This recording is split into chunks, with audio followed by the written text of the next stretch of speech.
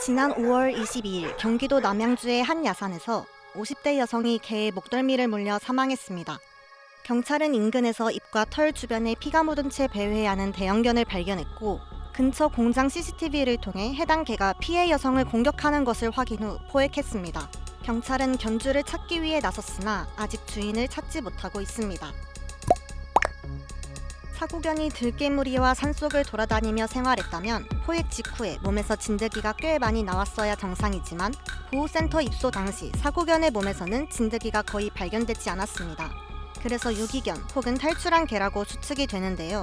주인에게 버려진 유기견들은 산으로 올라가 새끼를 낳고 무리를 지어 야생들개로 변해 강한 공격성을 띠게 됩니다. 반려견이었던 개가 유기견이 되고 그 새끼가 야생들개로 자라면서 사람까지 공격하는 상황이 형성되는 것이죠. 현재 사고견을 안락사해야 한다는 의견이 빗발치고 있는데 이런 사실들을 무시한 채 동물 하나를 안락사하자는 논의는 근본적인 해결책과는 거리가 멀어 보입니다.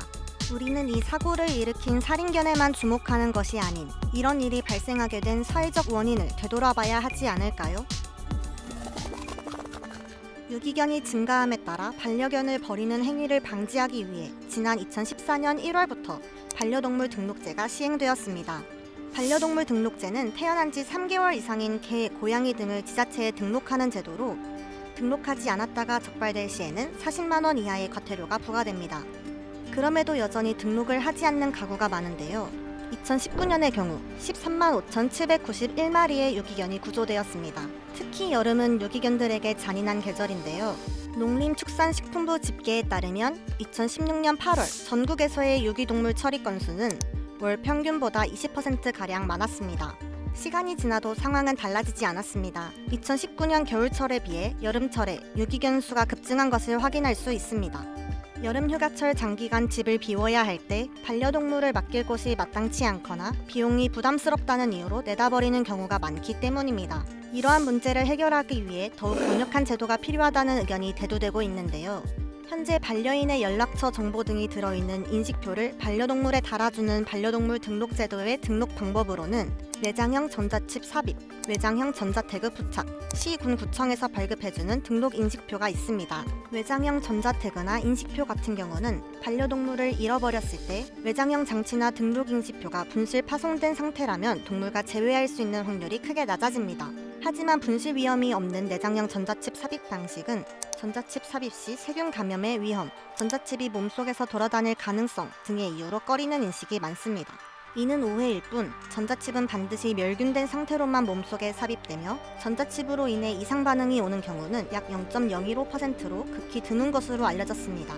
또한 이 칩이 동물의 몸속에서 여기저기로 돌아다닌다는 것 역시 사실이 아니라고 밝히며 전문가들은 내장 전자칩 삽입을 독려하고 있는데요. 하지만 내장 전자칩 삽입이 동물 학대 행정이 아니냐는 비판도 존재합니다. 내장칩을 했다고 하더라도 유기할 때는 살을 도려내 내장칩을 빼내고 유기한다는 가능성도 배제할 수 없기 때문입니다. 그렇기 때문에 동물 내장칩을 의무화하는 제도가 아닌 동물 학대에 대한 형량을 강하게 지정하자는 주장이 있습니다. 스웨덴은 동물병원 혹은 가정에서의 동물 입양을 금지하고 국가에서 교육을 받은 브리더를 통해서 동물을 입양할 수 있습니다.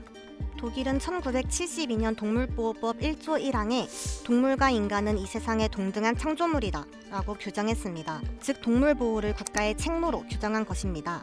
또한 부주의로 동물을 학대하게 되더라도 다시는 동물을 기르지 못하게 하고 있습니다.